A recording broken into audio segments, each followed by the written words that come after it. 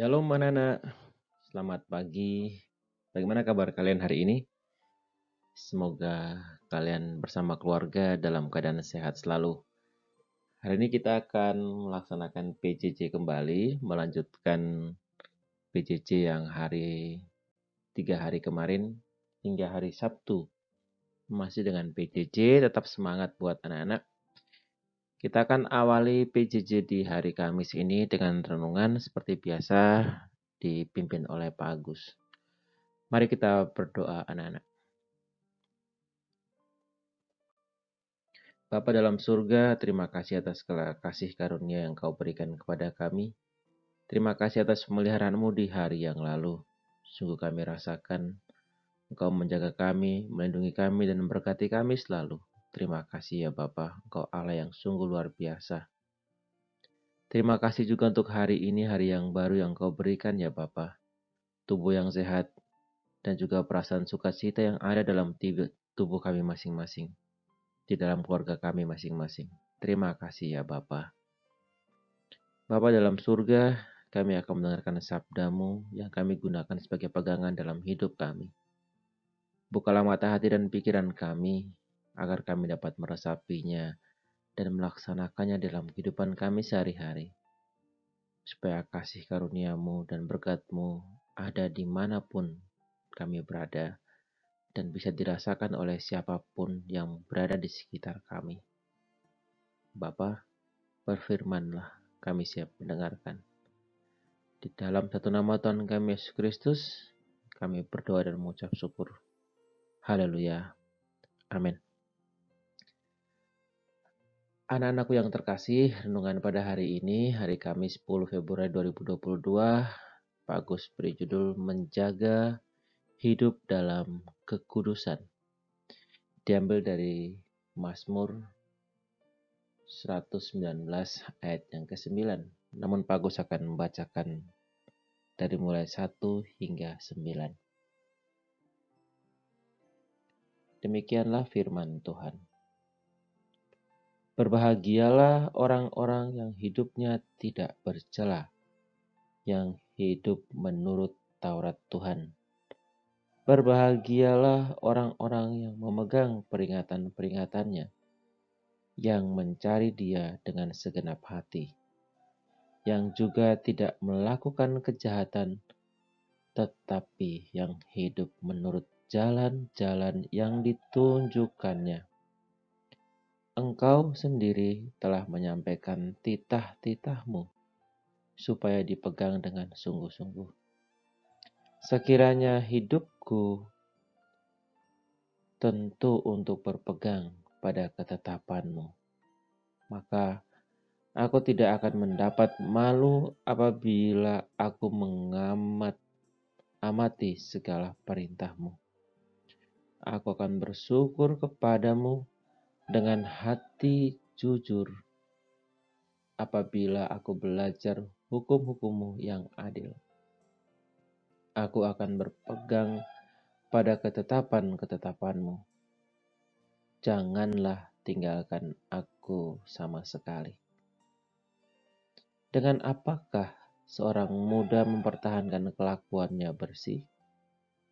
Dengan menjaganya sesuai dengan firman-Mu. Ayat yang ke-10. Dengan segenap hatiku, aku mencari Engkau. Janganlah biarkan aku menyimpang dari perintah-perintah-Mu. Demikianlah firman Tuhan. Berbahagialah kita yang mendengarkan firman Tuhan. Anak-anakku yang terkasih, di Mazmur ini judulnya adalah bahagianya orang yang hidup menurut Taurat Tuhan. Nas yang kita gunakan pada hari ini yaitu dengan apakah seorang muda mempertahankan kelakuannya bersih dengan menjaganya sesuai dengan firman-Mu.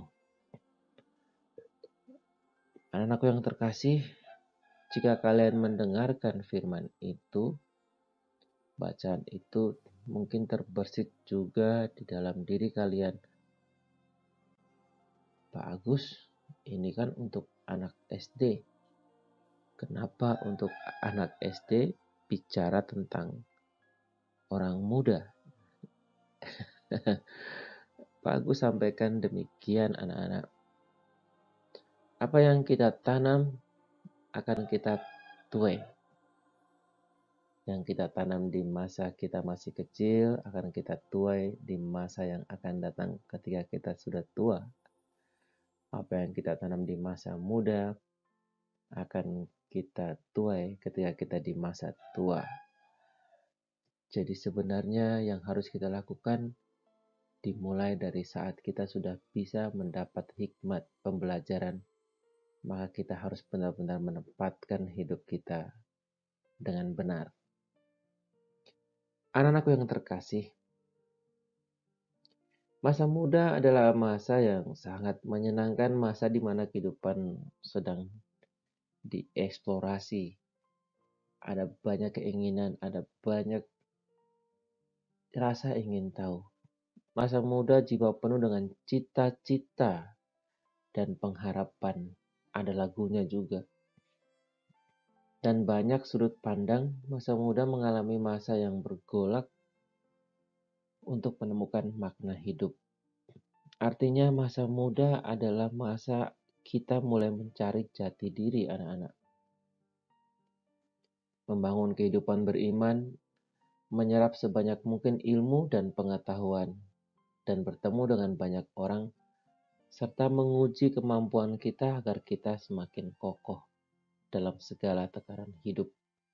Itu masa muda anak-anak. Dalam situasi yang seperti itu, masa muda memang sangat rentan terjadinya penyesatan. Minimnya pengalaman akan membuat anak-anak menjadi gampang terbawa arus yang tentu tidak akan menguntungkan di masa depan. Bisa seperti itu. Kadang-kadang juga di masa muda pertimbangan yang dilakukan itu bersifat sesaat sementara. Bahkan hanya seputaran pada kesenangan dan ego semata. Ini yang perlu kita pahami anak-anak. Kalian di masa anak-anak masuk ke masa pra-remaja karena sudah mulai ke SD kelas 6. Sebentar lagi kalian akan masuk di SMP, yaitu di masa remaja. Masa remaja itu masa-masa yang paling menyenangkan anak-anak sebelum ke masa muda ketika sudah SMA ya. Karena masa itu adalah masa peralihan ketika kalian mulai dari anak-anak menjadi ke orang dewasa. Nah, ketika ada masalah dengan hal yang kalian terima dalam kehidupan kalian di masa-masa itu, kalian belum siap, mungkin yang terjadi adalah masuk ke dalam hal-hal yang menyesatkan. Itulah sebabnya banyak orang tua cemas ketika menyadari anaknya sudah mulai berada pada usia muda. Masa peralihan dari anak-anak menjadi dewasa seakan menjadi masa kritis anak-anak dalam tumbuh kembang. Pada satu sisi, anak-anak akan terbawa pola yang belum siap. Tapi yang sudah siap, mereka akan mapan. Namun pada sisi lain, mereka mulai belajar lepas dan mandiri dari pengaruh keberadaan orang tua. Ini yang sering membuat ketegangan antara ayah, ibu, dengan anak-anak. Karena mulai ada perbedaan. Anak-anaknya mulai ingin mandiri, tapi orang tuanya masih khawatir. Banyak kasus kejahatan juga dilakukan anak muda, sehingga semakin membuat, waduh, ada khawatir. Maka orang tua selalu akan memberikan nasihat anak-anak. Memberikan nasihat, memberikan bimbingan. Namun kadang-kadang ekspresi itu dibaca ekspresi kekhawatiran. Supaya anak-anak mereka akan menjadi baik tentunya. Nah, dalam kondisi situasi seperti ini, maka yang perlu kita pahami anak-anak adalah pegangan pokok agar segala nasihat yang diberikan secara baik oleh anak-anak muda tanpa harus terkontaminasi dengan berbagai trauma yang pernah dialami oleh orang tuanya sendiri. Nah, tolak ukurnya itu harus didasarkan biasanya pada kasus-kasus yang pernah terjadi. Namun hari ini kita diingatkan kembali oleh Allah Bapa kita melalui bacaan Mazmur. Mazmur mengungkapkan idenya dengan sangat tepat sekali. Apa yang harus kita lakukan? Dengan apakah seorang muda mempertahankan kelakuannya bersih? Nah, ini menjadi pegangan kita anak-anak. Yaitu dengan menjaga sesuai dengan firman-Mu. Nah, ini dia yang perlu kita pahami. Pemazmur mengajak kepada kita semua anak-anak. Pertama, seorang muda perlu dipahamkan tentang hidup perilaku bersih. Ia harus memberikan standar hidup bersih. Hidup yang bersih tidak hanya sekedar hidup bersih, misalnya menyapu, mengepel, tidak. Tapi kenapa harus melakukan menyapu? Kenapa harus melakukan mengepel? Apa yang diinginkan oleh Allah kita sendiri. Itu mengenai hal-hal yang secara fisik. Di dalam jiwa sendiri, dalam pikiran kita sendiri, apa yang diinginkan oleh Allah tentang hidup bersih. Ya kan? Karena terkadang hidup bersih yang dipahami oleh Allah Bapa sendiri itu adalah kita turut dengan apa yang dikehendaki Allah. Menghindari segala hal-hal yang akan buat kita masuk ke dalam dosa, anak-anak. Kita diminta untuk mau hidup bersih seperti itu. Tidak masuk ke dalam dosa.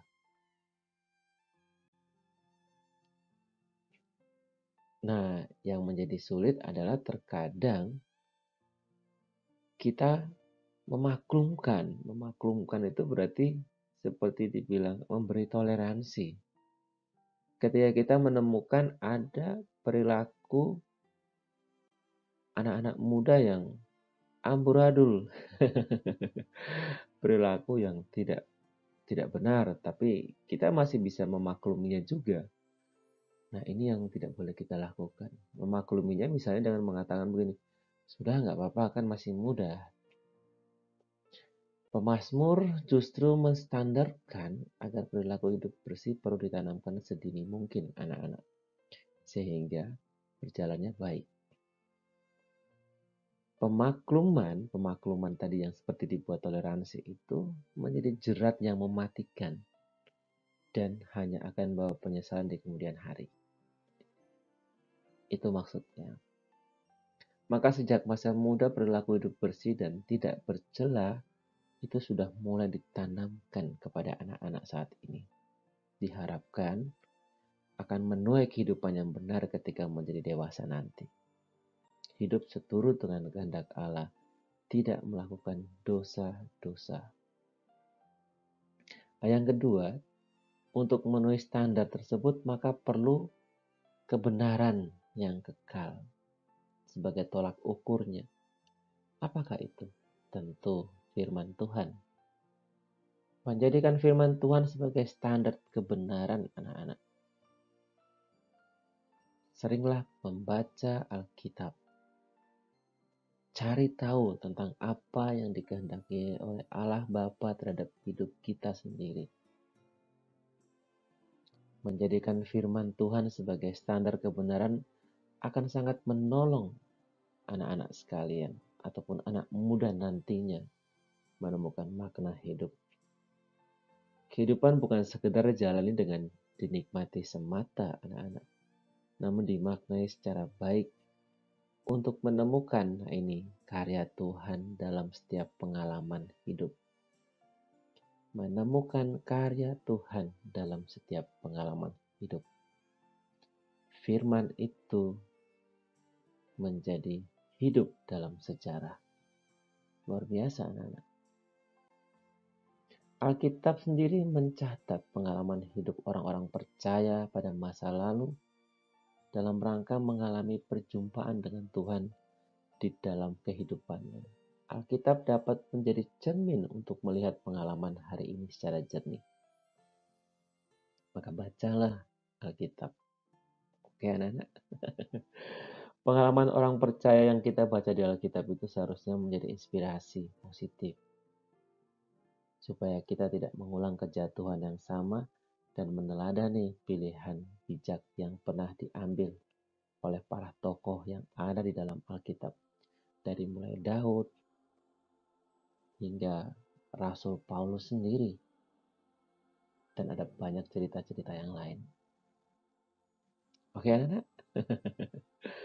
Memang terkadang kita bisa bilang bahwa kehidupan di masa lalu berbeda waktunya dengan di masa sekarang.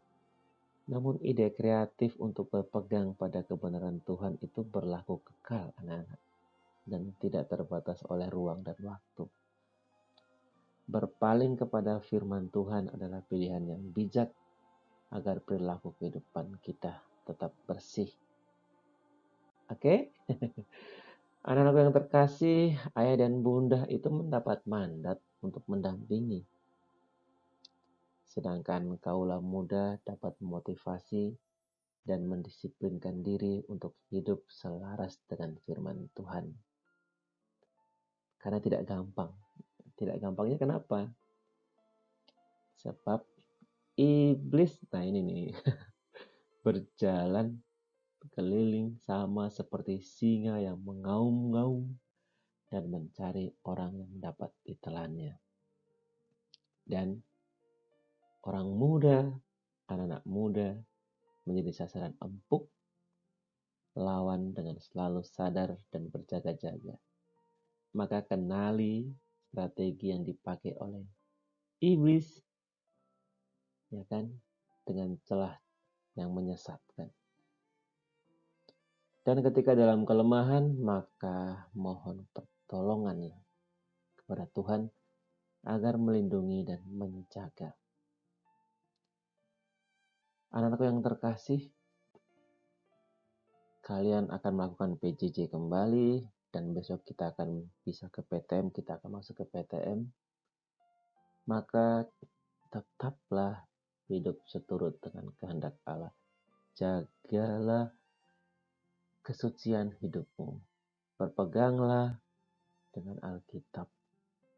Dan ketika kalian lemah, tetaplah minta pertolongan kepada Tuhan. Dan ingat, iblis itu berjalannya seperti singa yang mengaum-ngaum. Dan iblis itu sangat pintar anak-anak. Ada sebuah kisah, iblis mencobai manusia. Dan ketika itu mereka mengadakan sebuah rapat besar, iblis-iblis pada berkumpul. Berkumpul untuk mencari strategi bagaimana bisa menggoda manusia. Ada iblis pertama yang mengatakan bahwa saat ini kita sulit sekali menggoda manusia. Karena manusia sudah taat dan mereka sudah pintar-pintar. Kita akan kesulitan mengarahkan mereka untuk berbuat dosa. Itu iblis pertama. Pimpinan iblis, si Lucifer, mengembalikan kepada iblis-iblis yang lain. Kira-kira ada yang punya ide bagaimana caranya supaya manusia bisa masuk ke dalam dosa. Iblis yang kedua mengatakan, kita buat supaya mereka tidak ke gereja. Kita hasut mereka untuk tidak ke gereja. Kemudian iblis pertama mengatakan juga, sudah pernah saya lakukan. Saya kasih tahu ke mereka, dah gak usah ke gereja. Malah saya dijawab, enak saja. Saya mau ke gereja malah dilarang. Saya mau bertemu dengan Tuhan Yesus, dengan keluarga-keluarga saya, bersama orang-orang kudus. Kami akan berdoa, malah kamu larang. Dasar iblis. Jawabannya begitu, Lucifer. Bagaimana caranya supaya manusia tidak mau ke gereja? Itu menurut iblis yang pertama. Iblis yang ketiga memberikan ide yang kreatif. Iblis yang ketiga mengatakan begini, iblis pertama, caramu salah. Harusnya saat kamu ingin menggoda manusia supaya tidak ke gereja, caranya jangan langsung bilang jangan ke gereja. Caranya begini, saya ajarkan. Menurut iblis ketiga, anak-anak.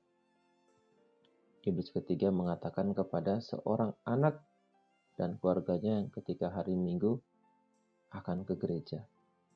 Mengatakannya begini kepada si anak dan keluarga-keluarga itu.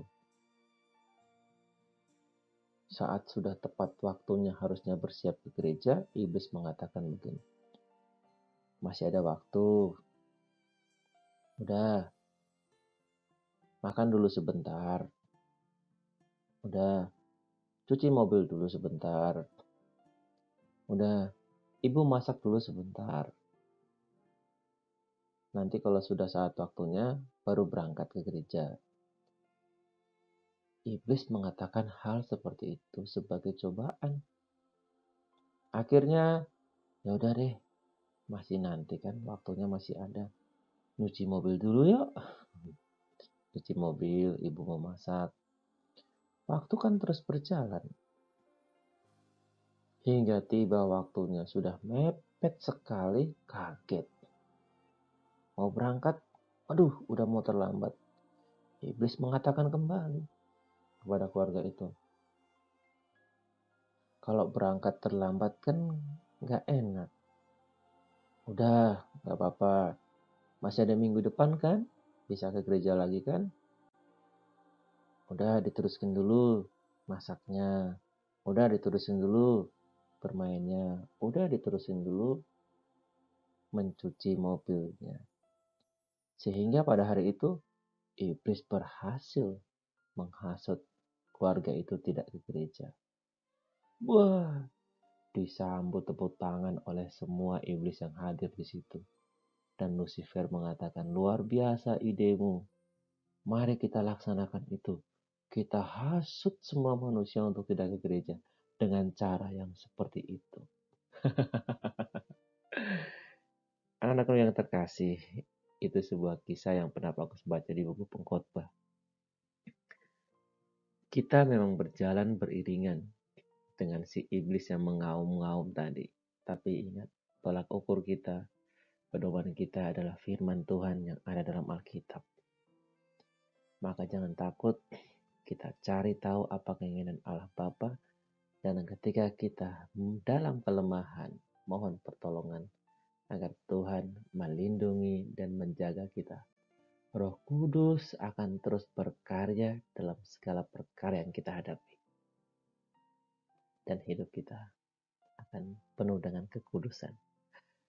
Amin. Mari kita berdoa.